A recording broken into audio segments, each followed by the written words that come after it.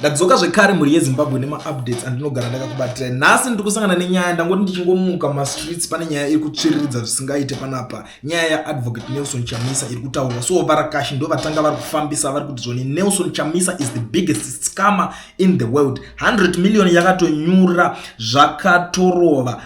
Imika sure president vakadai tovadi ndo varakashi zvavari kutaura mumastreets. Inini manje nechindurani changu chimonya changu chekugona kusumudza varakashi nenzeve kudai so ndobva ndavarovera pasi vese nekaZANU-PF kati bra ndabva ndangoti ndikapinda mumastreets ndinoona kuti what is going on, chii chiri kunyatsotora nzvimbo. So pandafamba mumastreets nyaya yanga iri kunyatsonetsa panapa inyaya 2 dziri kupisa, nyaya yemhinduro dzakapiwa naadvocate Nelson Chamisa. Mhinduro idzodzo dzanetsa everywhere kwese kwamuri munogona kunge imikoko musati manyatsonhingira but rekedze tibva tangosvitsa nyaya yacho but isusu munoziva kana taakusvitsa nyaya kwamuri tinosvitsa zvine chiremerera so kuitira kuti muzonyatsokataka kunzwisisa kuti ndiani ari wrong panyaya yacho because vamwe kazhinji unoona munhu kana achinge angotaura ka1 mune maonera munoita munhu, vamwe munoona tovenga munhu because of nyaya zvine zvakusiyana kuti yataurwa nani kana kuti yataurwa sei, but kana muri panapa motozoziva kuti muri mumaoko akanaka, you are in safe hands. Saka ndosaka ndichingoti kana uchiziva kuti uri team yekwaChamisa kana kuti you are a real supporter,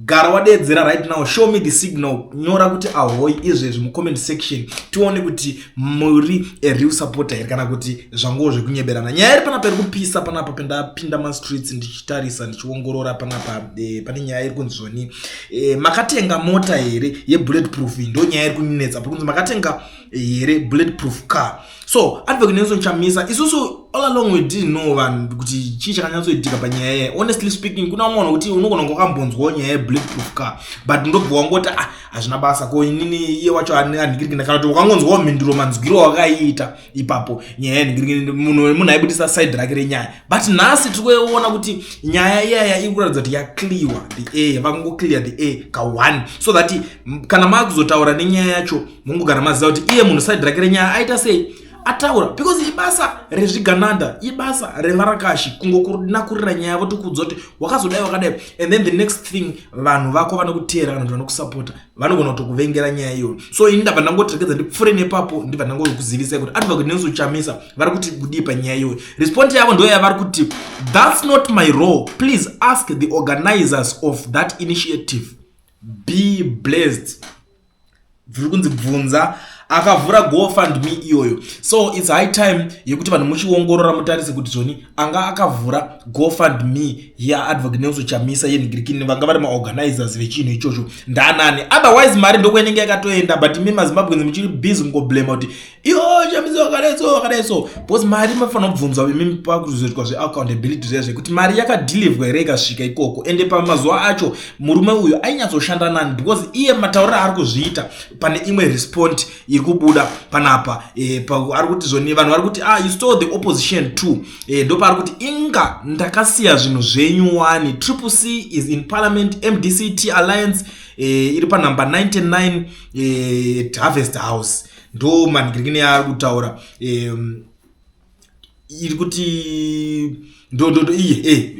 MDC ikwana dhagi iriko kuHarvest House. That's it, that's true, that's reality. Zvozoti akazorova akaba opposition, it's a topic for another day. And then the other thing nyaya CCC kuti wakanotora ukazonodarikira CCC yacho rikunzi itoriko kuparliament ndo nyaya dzaari kupindura panapa. Nyaya 2 idzodzo dzanga dzanetsa, iyo iri kwakati iyo iri kwakati, finish and clear, nyaya yabva yatopera. Tikungoti kuvhiringidzika manje ndokwatave kuita iko zvinezvi, pane kakuvhiringika kakanyanya kuti tochiita zvekunyatsoita sei kana zvinhu zvichinge zvadai so because apa muri kuti imimi pamwe makazoenda nechinji because mune muri kubvunza kuti pamwe GoFundMe yacho yaitwa makatora mari yacho makanodya kana kuti makatora nhingirikini ndopanzi no guys inini ndakasiyira vanhu vese vaita zvinhu zvezvinhu izvozvo. Saka panapa isusu rekedze tingodai so nyaya yekuti iite easy handiti ngatishandei nezvinhu zvine zvabuda mumuromo memunhu anenge apindura unless pazouya munhu ane proof yekuprova kuti advocate Nelson Chamisa mari takakutambidzai makaadya handiti. I think ipapo zvakwazoshanda kuti ayoka tazvinzwisisa zvokuti nhingirikini yakabuda yakadai so sekutaura kwamukuzviita muri kupomedzerwa handiti and imimi it's obvious zviri pachena hazvisi zvinhu zvekutenderera imimi muri kutoiramba nyaya iyi, inyaya yekuti mhosva iyi muri kutoiramba pachena kuti aiwa guys inini handina chekuita nenyaya iyoyo. Saka ngatingoitai zviri simple panapa, Imimi it's up to you kuti mochoose kuti zvinoita here kana kuti hazviite, but inini maonero andakuzviita, let's deal with the issue iri paground kuti aiwa akatanga nenyaya iyoyo akavhura that GoFundMe, that initiative ndiani, ngaachitipa iye, ngauye aite ndikirikini ape statement rakakwana kuti aiwa patakavhura ningirineya takadai ende hazvirambike, hazviningirikine proof yedu ndeiyi, takanosvitsa mari kune munhu wataiitira GoFundMe than kuti iko zvinezvi munongoswera muchingoimbirwa nevarakashi akazodya mari chakati akazodai, so just that munhu anenge asina nguva yekuswera achipindura zvinhu zvakaita seizvozvo. Vanhu vazhinji pavakanzwa nyaya iyoyo vakatotora nguva vachiti aiwa anoba mari muchinda uyo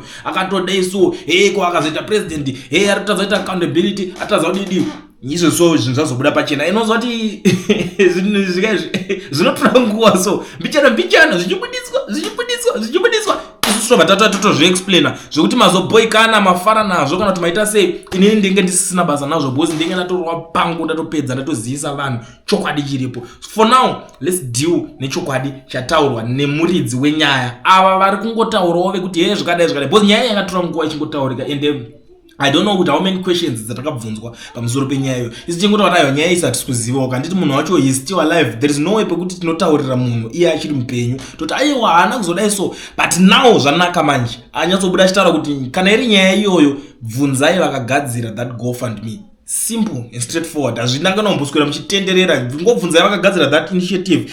Mari dzavanhu maitora zvechokwadi vanhu vanoda kuziva kuti chii chinonyatsoitika kana kuti chii chanyatsotora nzvimbo kana chakanyatsotora nzvimbo panyaya yemari iyoyo. Ndozvo zviri simple because vamwe munogona mama kutoda mari refund kuti dzosai mari dzedu because takabvisa mari. I remember paino umwe aitopopota direct wakadya mari dzedu ndidzorere mari yangu inini ndiri kutoida, izvo zvindakutambura pandakakupa mari iyoyo ndanga ndisingatambure.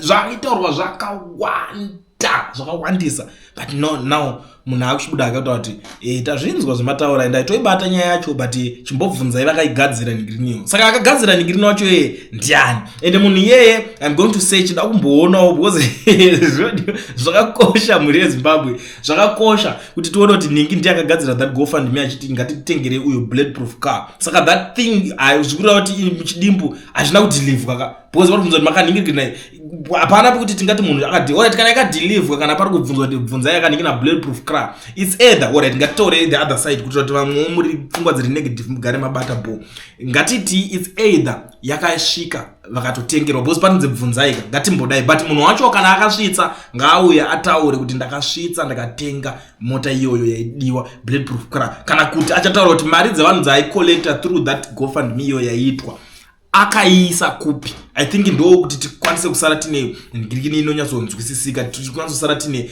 plan A B C whatever zvinoningirikina zvokuti tikwanise kunzwisisika. Yamakamaterera kudai, so ndiyo Cool TV yacho, ende kana uchingosvika panapa I'm the one guy wokuti ndinotanga kuroverera ndichodedzera kuti pasi nevanhu vari kutonga nyika zvakadhakwa. But for now regeza ndigara nangokuzivisai kune vagari vemuSouth Africa nevari kunze vese vada kutanga mabusiness muSouth Africa but hauna work permit kana start permit, ende uri kunetsekana nekuvhura bank account chaiyo because of hauna work permit kana start permit.